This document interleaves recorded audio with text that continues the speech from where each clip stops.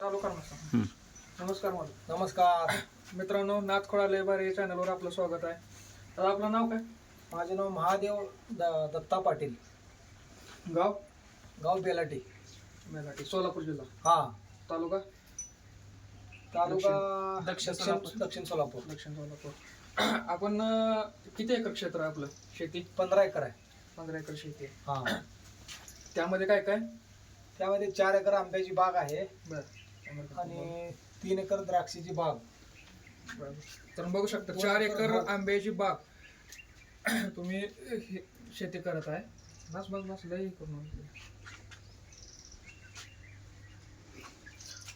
तुम्ही गिर गाय, आता तुमच्याकडे एवढी मोठी शेती आहे, 15 एकर जमीन आहे, हा 4 एकर आंब्याची बाग आहे, 4 एकर द्राक्षाची बाग आहे, बाकी ऊस लागवड शेती आहे. हा तर मग तुम्ही गिर गाय हे सांभाळण्याचं ह्याच्या मागचं धोरण काय किंवा ह्याच्या मागचं वैशिष्ट्य वगैरे काय?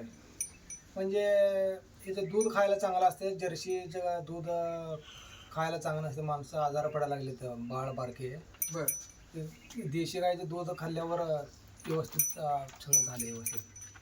आजार पडायचं बंद झालं. आणि ह्याचं तूप वगैरे महाग फार जातं. तूप भेटत नाही कुठं हुडकलं तर पण. यासाठी देशी गाय आम्ही सांभाळ केले. देशी वगैरे. अजून ह्याचा उपयोग काय? अजून ह्याचे वैशिष्ट्य वगैरे काय? ह्याचं तुम्ही अजून काय करता? गायचं गोमूत्र आणि शेणखत आंब्याच्या बागाला वापरतो. द्राक्षाची बाग आणि आंब्याला वापरतो. म्हणजे याचं जे खत वगैरे होतं हे तुम्ही सगळी जी आंब्याची 4 एकर बाग आहे हा ह्याला वापरतो. हा ह्याला वापरतो. हा आणि जे आपलं रेग्युलर आपण शेणखत असतं, जे म्हशींचं जर्सी गायांचं असतं, हा त्याच्या शेणखतामध्ये आणि ह्याच्या शेणखतामध्ये काय फरक आहे का? हा डिफरन्स भरपूर आहे.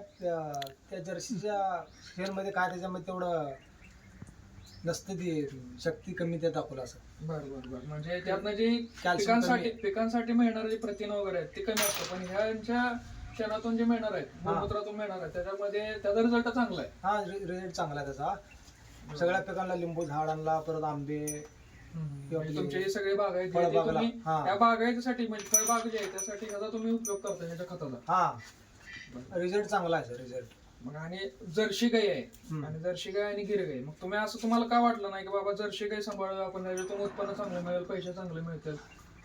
जर्सी गाय आजारी फार पडायला लागली. बरं.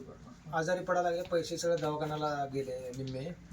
आणि गाय इकडं टिकणे झालेत. वातावरण भरपूर थंडी जरा वातावरण असल्यामुळं त्या गाई आजारी पडायला लागले, म्हणून त्याला आम्ही अंड नाही दिलं. मित्रांनो, म्हणजे तुम्ही बघू शकता की जर्सी गाय आहेत त्यांचा तोटे पण तेवढेच आहेत. जेवढा तुमचा फायदा तेवढा तोटे पण आहेत, पण त्याच्या कितीतरी पटीनं गिर गाय वगैरे जे तुम्ही सांभाळता ह्याच्यात एक 10 रुपयाचं मला दवाखाना खर्च केला नाही गायला. 10 रुपयाला सुद्धा गिर आणि साईवाल म्हणून काय आहे, साईवाला 10 रुपये दवाखाना गेले अजून परत आणल्या. किती वर्ष झालं तुम्ही ह्या व्यवसायात? किती वर्ष झालं हे सांभाळत आहे? आता ही 1 वर्ष झालं मला 1 वर्ष सांभाळावं. अजून पुढं काय प्लॅन आहे की म्हणजे अजून पुढं गोटा वाढवायचा किंवा गोटा वाढवायचा? अजून 2 साईवाल गाय घ्यायचे, परत गिर गाय अजून 2 आणायचं आहे. आणि शेळ्या एक 10 आणायची. शेळ्या एक 10. म्हणजे तुम्ही घरगुती म्हणजे जर्सी गायकडे पुढे वाढणार नाही अजिबात काय आयुष्यात वळणार नाही. माझं आयुष्य असेच तर आपण देशी गायमध्ये राहणार. देशी गायचा अजून काय फरक आहे तुमच्या ह्या, आता एवढे तुमचे बागायत वगैरे?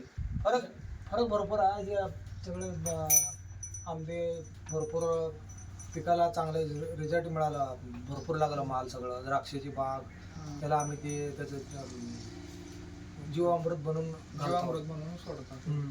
अजून एक पॉझिटिव्ह एनर्जी बद्दल काय सांगतात की असं आपण ऐकून आहे की बाबा जर देशी गाय गिर गाय जर आपल्या दावणीला असेल, घरात असेल, तर एक पॉझिटिव्ह एनर्जी घरामध्ये राहते. मला सर्दी आणि ताप कधी आला नाही.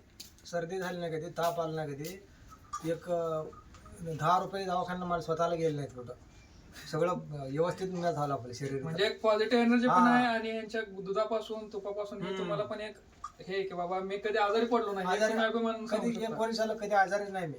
झोपून घरी 1 तास झोपले पण अजून. रात्री तेवढंच आराम करतो, सकाळी उठले काम चालू.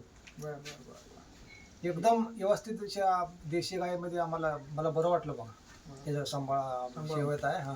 तुम्ही मित्रांना किंवा एक आपल्या लोकांना जे शेतकरी बांधतात त्यांना काय उपदेश देऊ शकता एक व्हिडिओच्या माध्यमातून? त्यांना बी आम्ही असं सांगतो, देशी गायचं पुढं त्यांचं वाढ करा. देशी गाय गोसंवर्धन पुढं आपलं झालं पाहिजे. भरपूर आपल्या भविष्यात निसर्ग आपला चांगलं. चांगलं ठेवण्यासाठी तेवढं करावं. चालतंय, ठीक आहे. धन्यवाद सर. हा, धन्यवाद. कट करा थोडं याच्यामधलं.